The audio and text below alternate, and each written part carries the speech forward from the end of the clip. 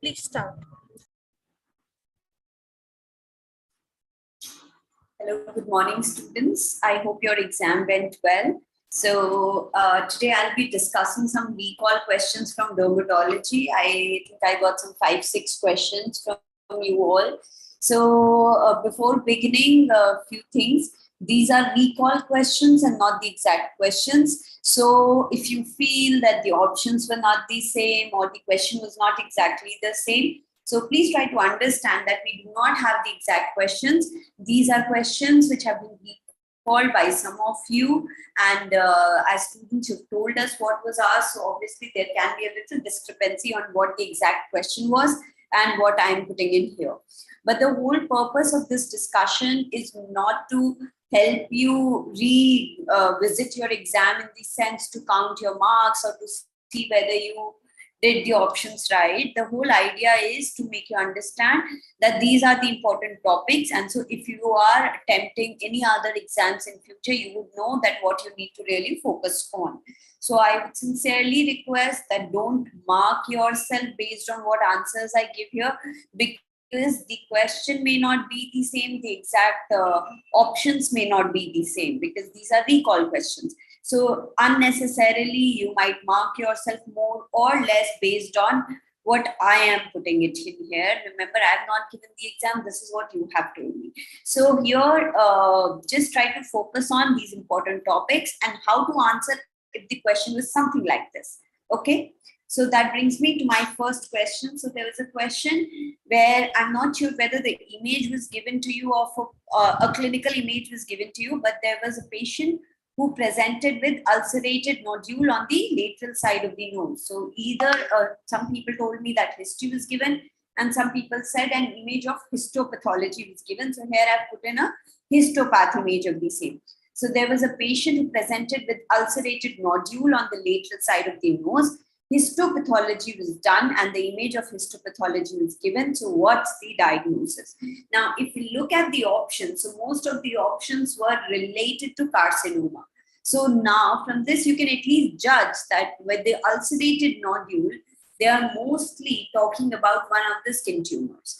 Now, if you remember our lecture on skin tumors, there were not many that we studied. And there was one in which I specifically told you that if there is a lesion which is present on the medial aspect of the eye or on the lateral side of the nose, that is this area, you should be thinking of a basal cell carcinoma. This is the most common cancer that is asked, and this is the most common location of the BCC. Then even if we look at the image, we can see a lot of basaloid cell aggregation, which is kind of here attaching to the epidermis and dropping off to the dermis. And there is palisading of cells at the periphery, which is a classical histopath that we see in BCC. So if this was the question and approximately this was the histopath which was given to you, maybe some people told me that they gave you a histopath finding that there was palisading of cells. So palisading of cells, we all know, is seen with basal cell carcinoma. So here my answer would be basal cell carcinoma. So just to recall, I am not sure again what the exact question was, but probably one of these points was there. We have studied, this is from your eGurukul notes, and we have covered BCC extensively there, that it is one of the most common human cancer. It is arising from the basal cell of the epidermis. It's also called as the rodent ulcer, and it shows slow progression with peripheral extension. The most common site is the face, being around eyes, nose, and upper cheeks, so this area. And this is how an ulcerated nodule looks like. A central ulceration with indurated raised border, telangiectasias, and it bleeds on touch. There are lots of variants of BCC. This is all from your eGurukul notes. And so nodular or nodulo-ulcerative type of BCC, I told you, is the most common type. And here they had given you an ulcerated nodule. Then on histopath, we have studied that most of these variants have common features. And what are those common features? The presence of nests of these basaloid tumors. These are basically aggregation of the basal cells. This is a tumor of pluripotent basal cells. And there is palisading of cells at the periphery. So these are two important features which help me recognize that it is a BCC. So if I go back to the question, ulcerated nodule on the nose with a typical histopathology, there is no confusion, it was a BCC. We do not even have to look at what were the other options. With SCC, if they wanted to talk about SCC, SCC can also present with ulcerated nodule. SCC can have lots of manifestations. It also presents on photoexposed site and it can present with ulcerated nodules. But on histopath, what we see are keratin pearls. We do not see these basaloid cell aggregation or palisading of cells on the periphery. What we see is actually keratin pearls. Okay, so I hope this question is clear to you. The next question was something similar to this, that a patient presented with annular lesions on the axilla. So probably with central clearing, and probably they did not give you central clearing. And then they had given you certain culture characteristics, which I assume would be something like this, whitish raised colony. But there was a specific thing which was mentioned, which was there was red pigmentation on the seborrhoid dextrose agar, or on the culture. Somewhere in the question, they had mentioned about red coloration on culture. Now, when they are talking about any lesion on the axilla, look at the options that you have. All the options are related to trichophyton. So here I am clear that they are talking about tinea. So tinea corporis. So this is a classical picture of a tinea because they're talking about the microorganisms. So this is basically a mixed subject question. They're dermatology and microbiology question here. So here you have to find out what species of trichophyton will show this typical culture characteristics. Even if you have not read in detail, remember, rubrum, you all know, rubrum means red. If you look at all the options of trichophyton that were given to you, rubrum, we all know, means red, because trichophyton rubrum produces these flat to slightly raised colonies on its agar, and if you reverse the agar, reverse side of the agar shows red pigmentation. The reddish purplish pigmentation that you see on the reverse side or on the undersurface is a very, very characteristic feature of trichophyton rubrum. So this is a question where we're dealing with both dermatology and microbiology. With the question, it is clear that they are talking about tinea. This is from your eGurukul notes, where we have told you that a classical lesion of tinea is annular with central clearing and it shows peripheral activity. So something like this, a clinical picture was given. And then in tinea corporis, I've told you that T. mentagrophytes is the most common species. Earlier, the most common species was T. rubrum. Now, if we even have to differentiate between mentagrophytes and rubrum on culture, this red color pigmentation that we see with trichophyton rubrum on the undersurface of the culture medium is a definitive clue which helps us differentiate mentagrophytes from rubrum. Even if you do not know the details, you must be knowing that rubrum means red. And so if there's something red given in the question, you could have easily marked trichophyton rubrum. Okay, so there were two parts, one to identify what the condition was, and then to identify the organism based on the culture characteristics. So here, the answer, if this was the question, the answer would be trichophyton rubrum. I'm not saying that you need to know about culture details of each and every trichophyton species, but you should be broadly knowing how to differentiate trichophyton, mentagrophytes, and T. rubrum. There was a question on hair perforation test also, which helps to differentiate between these two species. Now, why are we differentiating these two species again and again? Because of this reason, that earlier trichophyton rubrum was the most common species, and now we are seeing mentagrophytes to be the most common species. So for epidemiological purposes, we need to differentiate between these two species, and that is why these days there are a lot of questions that are being asked which particularly pertain to differentiating these two species. The next question, a patient came with nail findings as shown below. So again, I'm not sure whether this was the exact image or these were the exact wordings, but this is what I have. So the students told me that there was irregular pitting, oil drop sign, and subungual hyperkeratosis. So what is the most probable diagnosis? Now, in case they had just given you this image, You might get confused between onychomycosis and psoriasis. I can understand. But if you look clearly, if the image is something similar, there is pitting that I see. Then what is this? This is an oil drop sign, the yellowish orangish discoloration, which I see just proximal to the distal white line, distal whitish area. And also, if in the question they had mentioned irregular pitting and oil drop sign, then there was no looking back. You do not have to even look at the image. I have told you that oil drop sign is very, very characteristic of a psoriatic nail. Irregular pitting is very, very characteristic of a psoriatic nail. Pits, I told you, is seen in alopecia areata, it is seen in psoriasis. But in psoriasis, the pitting is irregular, whereas in alopecia areata, the pitting is very regular. Oil drop sign is pathognomic of psoriasis. So if that is given in the question or in the image, they have shown you oil drop sign, you should be able to differentiate between onychomycosis and psoriasis.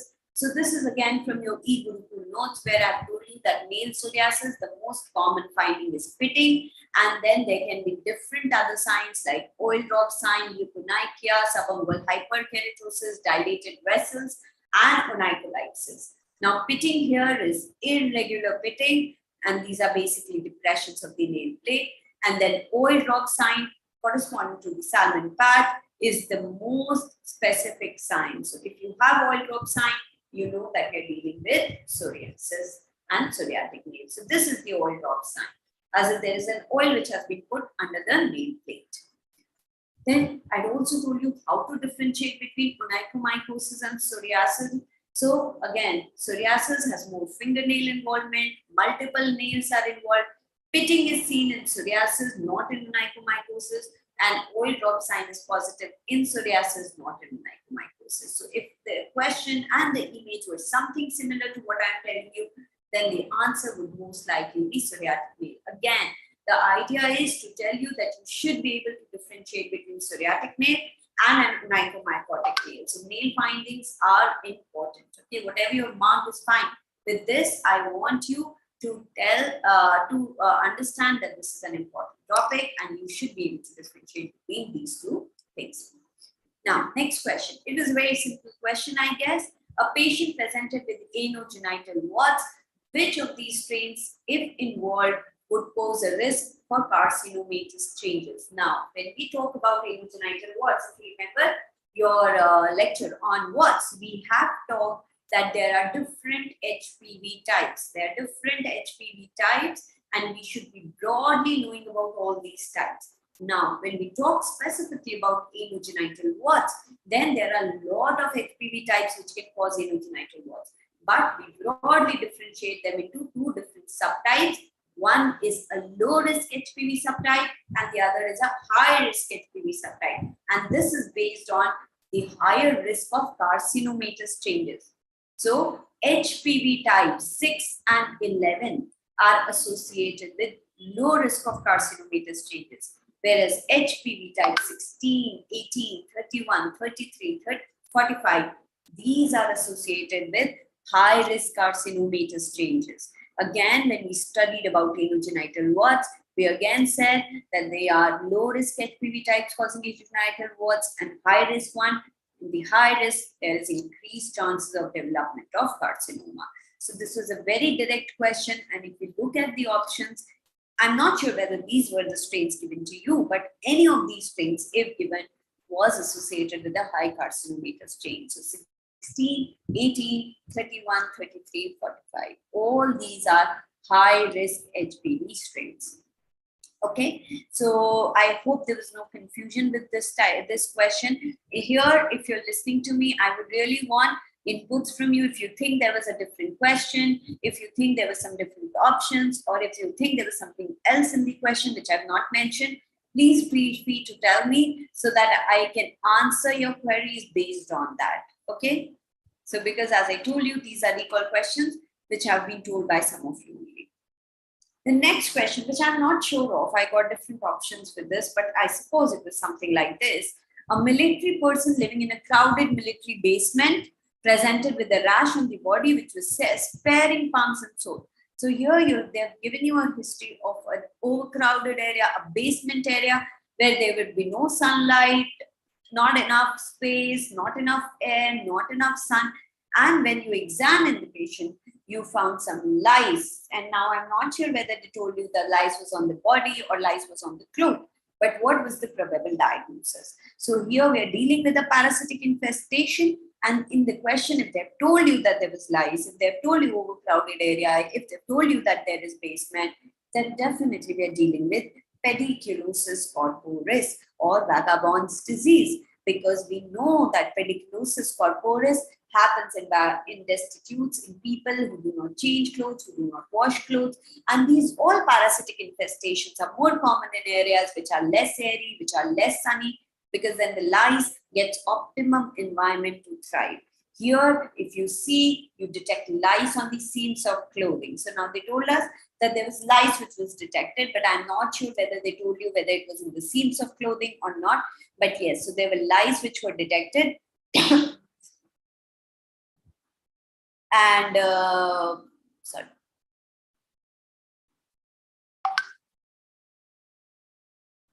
So most likely, if they had given you an overcrowded basement area and there was lice, lice is seen in Pediculosis corporis, pubis, or in capitis. Now, out of these three, corporis is the one which is seen, in which you see the lice in the seams of clothing. All these can happen anywhere, but here they are specifically telling you that there was itching and scratching which was there in the body.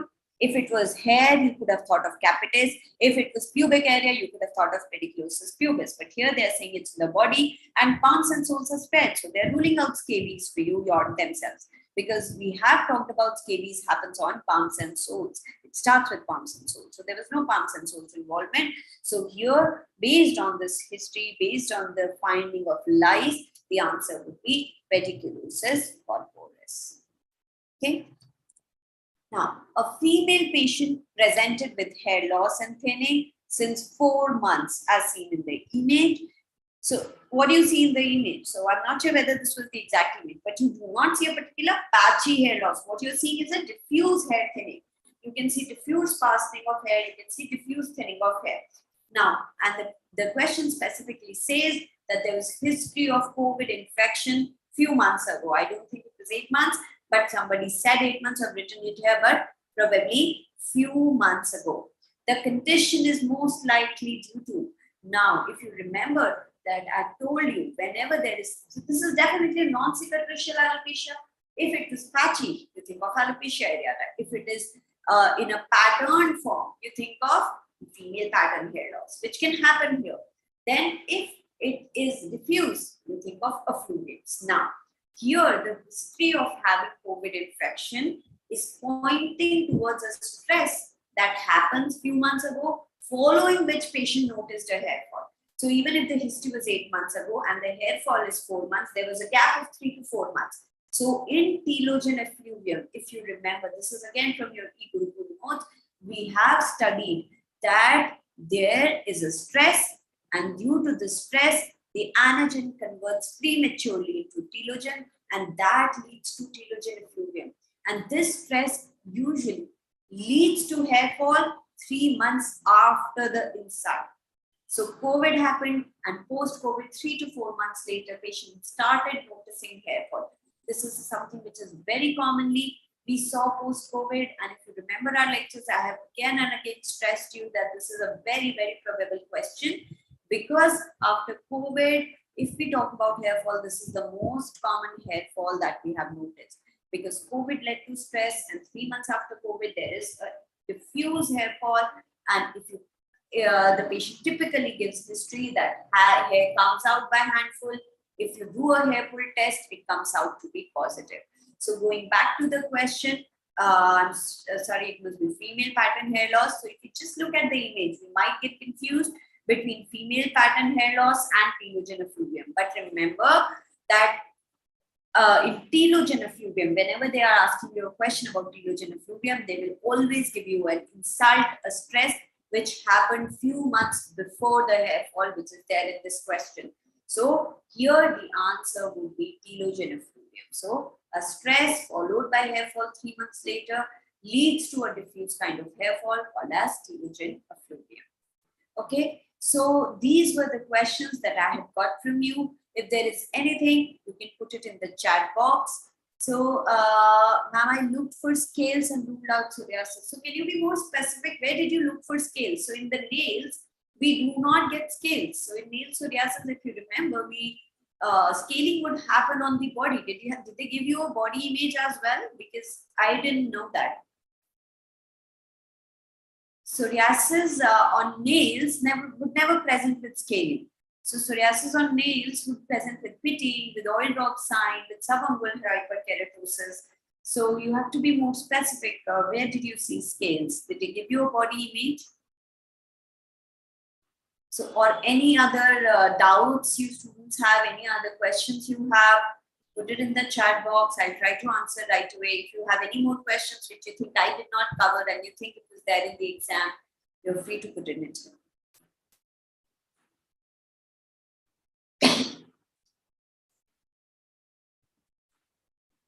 I would say that the derma questions were simple and I really hope you answered them well.